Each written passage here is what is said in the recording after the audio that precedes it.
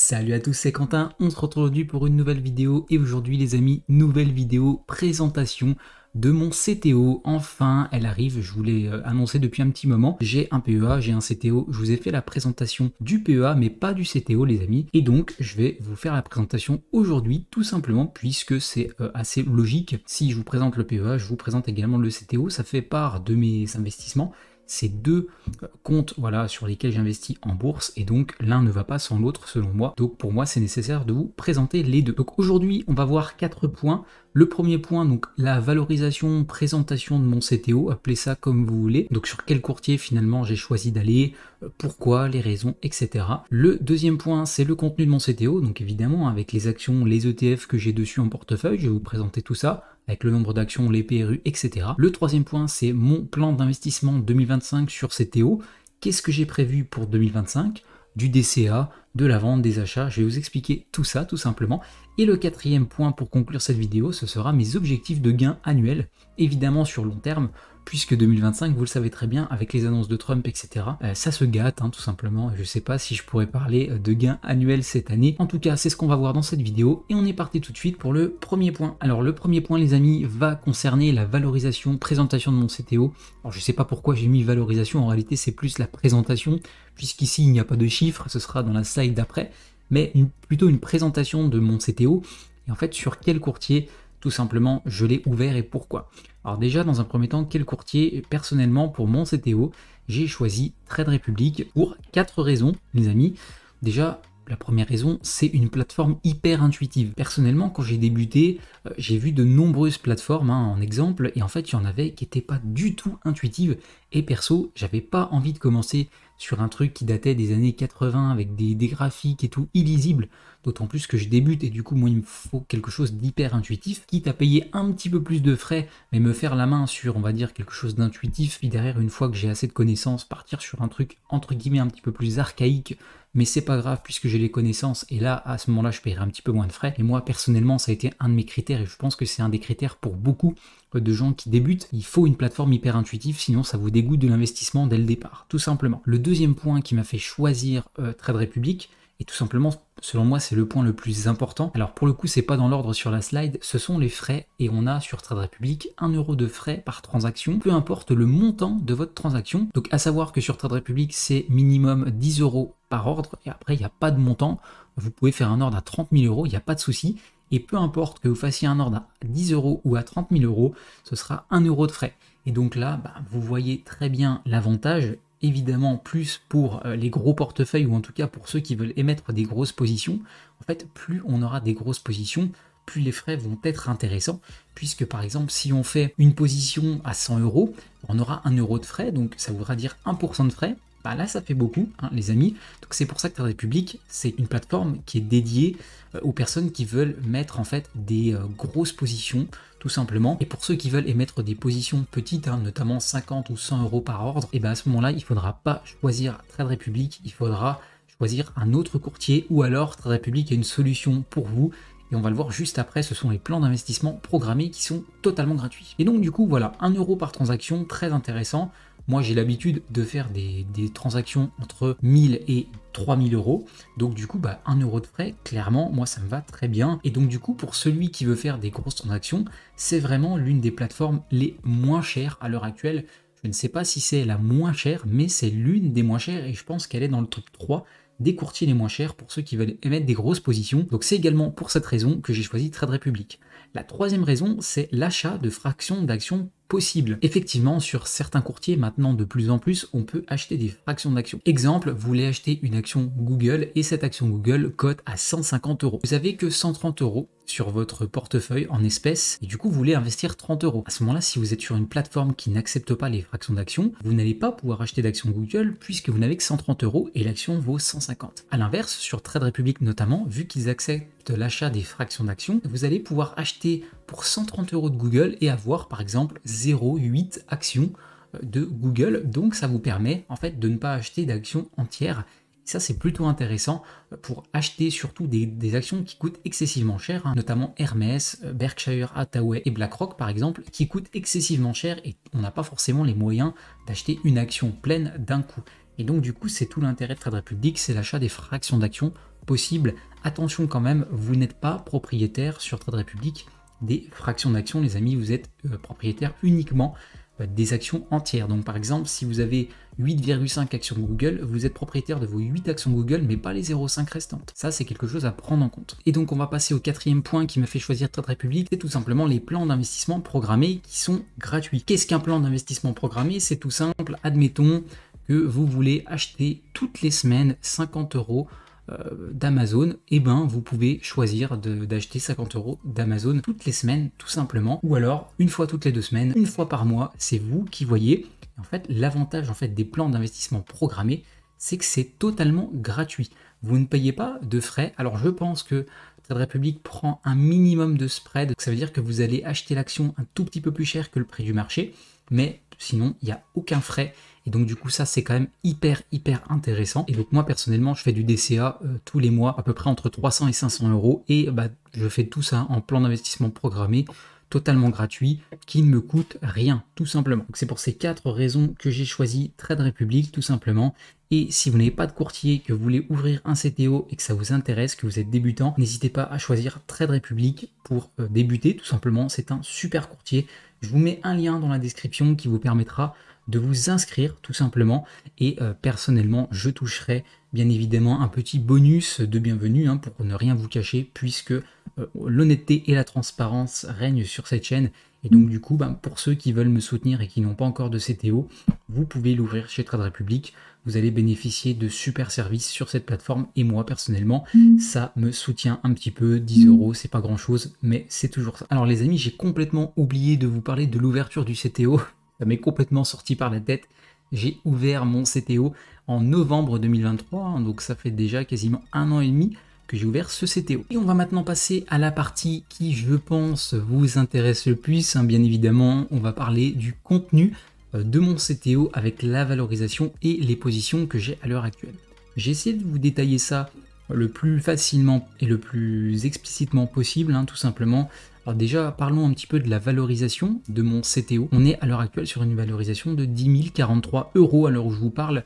Donc nous sommes le lundi 21 avril, donc c'est férié et le marché n'est pas ouvert. Demain, on risque d'être à moins de 10 000 euros sur ce compte titre en valorisation, tout simplement parce que, à mon avis, le début de semaine risque d'être mouvementé, et certainement que le S&P 500 et toutes les valeurs tech vont chuter, ou même quasiment tout le marché américain. Donc voilà, à l'heure actuelle, on est sur une valorisation hypothétique de 10 000 euros. Ça risque de baisser dans les prochains jours. Mais ce qui va nous intéresser à l'heure actuelle, c'est plus finalement les positions que j'ai. Peu importe la valeur, on s'en fout, ça fluctue tout le temps.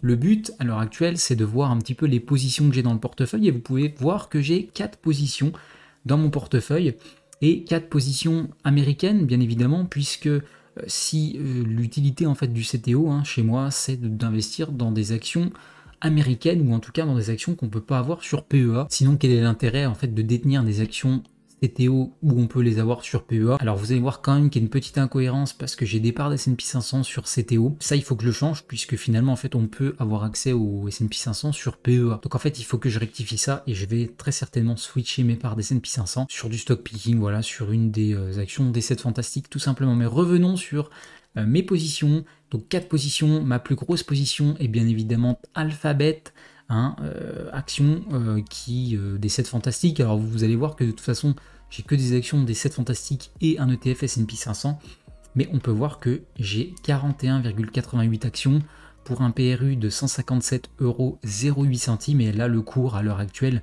il est de 132,76 euros. Donc dans tous les cas, je suis en moins-value de 15,48%. Alors vous pouvez voir de toute façon que mes 4 lignes sont en moins-value. Quand je vous dis qu'en ce moment la bourse pour moi c'est compliqué, vous pouvez voir que sur le PEA je suis en moins-value sur toutes mes positions quasiment, et pareil pour mon CTO.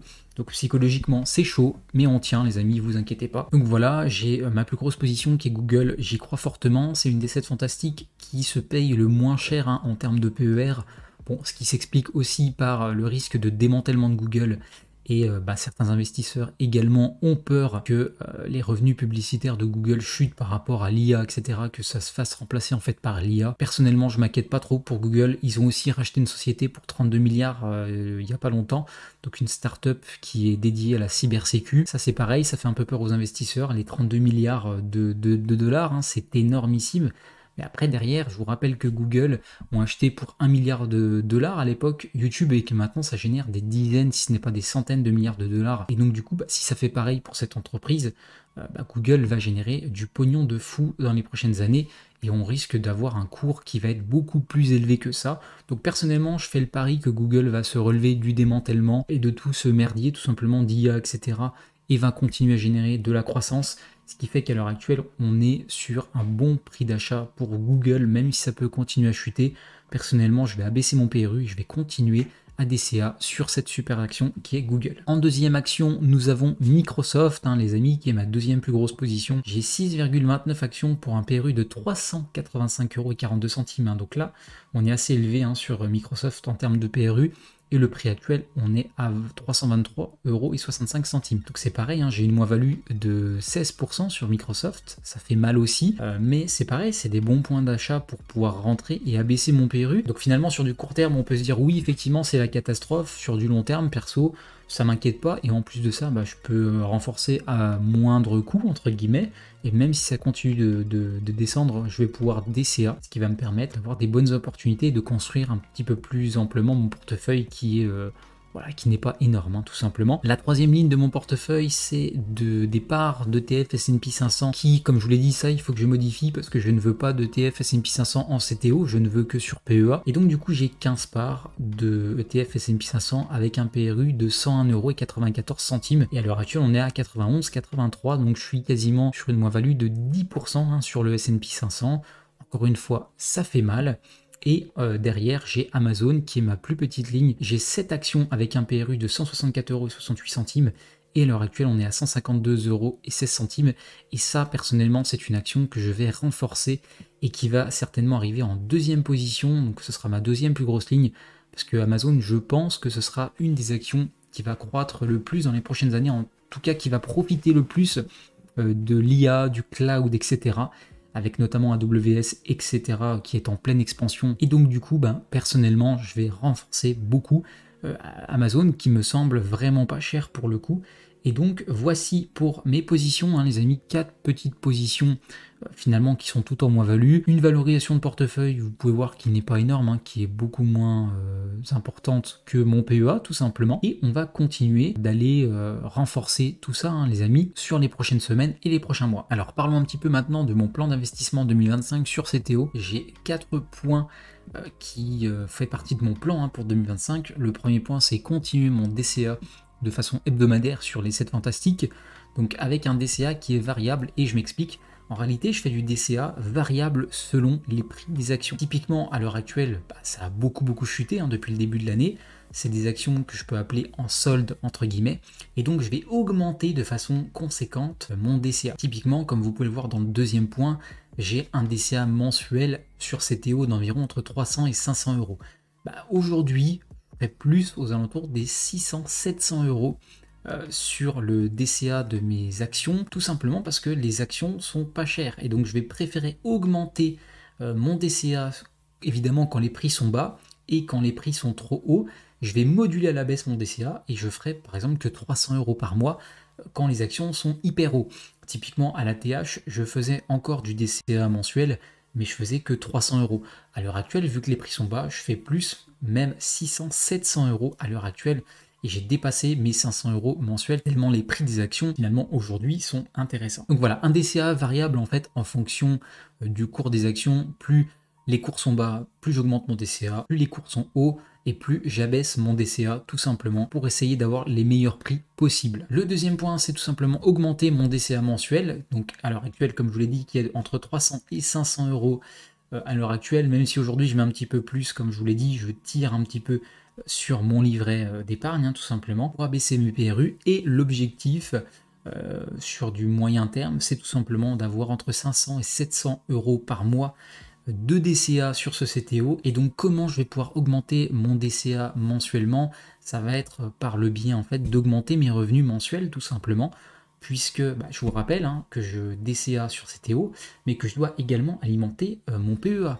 Donc finalement, j'ai pas un gros salaire les amis, pour être totalement transparent avec vous, je suis aux alentours des 1800 à 2000 € net en ce moment. Donc du coup, forcément, si je dois mettre déjà 500-600 € en DCA mensuel en CTO, évidemment ça laisse peu en fait d'épargne pour le PEA, et le seul moyen en fait d'augmenter le DCA mensuel sur CTO plus injecter de l'argent dans le PEA, ça va être d'augmenter mes revenus, bien évidemment. Le troisième point, ça va être de profiter des soldes pour rentrer sur quelques autres actions, autres en fait que les 7 fantastiques. Et là, je vais tout simplement me renseigner sur quelles actions je vais pouvoir acheter. Faut que je me renseigne sur tout ça, évidemment, avant de prendre des décisions. Et le quatrième point, ça va être de faire du swing trading sur CTO, comme ce que je fais à l'heure actuelle sur PEA, tout simplement. Et vous allez voir dans la quatrième slide, finalement, pourquoi je veux faire du swing trading. Et on va parler en dernier point de mes objectifs de gain annuels. Mes objectifs de gain annuels, c'est exactement comme le PEA, finalement, c'est réaliser 20% de performance annuelle à long terme, swing trading plus DCA à long terme compris. Et bien évidemment, vous comprenez en fait le sens du swing trading ici dans cette stratégie. C'est-à-dire que si je fais pas de swing trading et que je fais que du DCA à long terme sur certaines actions, je ferai jamais 20% de performance annuelle. Il faut prendre plus de risques pour avoir plus de performance, et donc du coup, le swing trading me paraît une évidence pour essayer de réaliser 20% de performance qui va être combiné avec le DCA à long terme que je vais faire sur les actions. Et donc j'ai mis également en deuxième point exception, 2025 étant catastrophique pour le moment, je suis plutôt fixé sur la construction de mon portefeuille et non pas sur la performance cette année. Vous l'avez vu, toutes mes lignes sont en moins-value. Honnêtement, on dit que la bourse fait à peu près 8% par an en moyenne. Perso, je m'en fous de combien je vais faire cette année. Là, à l'heure actuelle, je suis dans la construction de mon portefeuille. Je fais 8% de performance en 2025, c'est très bien. À l'heure actuelle, c'est très mal parti, mais l'idée, vu que j'ai un petit portefeuille de 10 000 €, le but, à l'heure actuelle, c'est pas de faire 8% par an, c'est de construire fortement mon portefeuille. Et là, à l'heure actuelle, personnellement, je pense être dans une super phase, puisque les actions ont bien chuté, et finalement, j'ai des bons prix d'achat sur certaines actions. Le but va pas forcément être cette année de regarder en fait la performance, mais plutôt d'être dans une logique de construction de portefeuille, et on verra l'année prochaine ou en 2027 si on arrive à faire des bonnes performances, si évidemment le marché repart à la hausse et que tout se calme du côté des douanes de Trump. Mais honnêtement, à l'heure actuelle, je suis pas du tout fixé sur les 8% par an en moyenne que génère la bourse. Je suis plutôt fixé en fait sur la construction de mon portefeuille et plutôt atteindre les 20 000 €, 30 000 € sur CTO que les 10 000 € à l'heure actuelle, peu importe que je fasse 8% de performance cette année ou non. Voici les amis pour cette vidéo. Si cette présentation de CTO vous a plu, n'hésitez pas à mettre un petit pouce bleu, un petit commentaire pour me dire ce que vous pensez de mon CTO à l'heure actuelle, ma valorisation, les entreprises sur lesquelles j'ai choisi d'investir, ma répartition aussi, mes positions, si vous trouvez que j'ai une trop grosse ligne sur Google, si j'en ai pas assez sur Amazon, etc. N'hésitez pas à me le dire tout simplement. Vous pouvez également vous abonner à la chaîne si ce n'est pas déjà fait pour suivre tout mon contenu bourse et notamment mon suivi de PEA et de CTO hebdomadaire, tout simplement. Je vous dis à très vite pour une nouvelle vidéo. C'était Quentin. Salut à tous!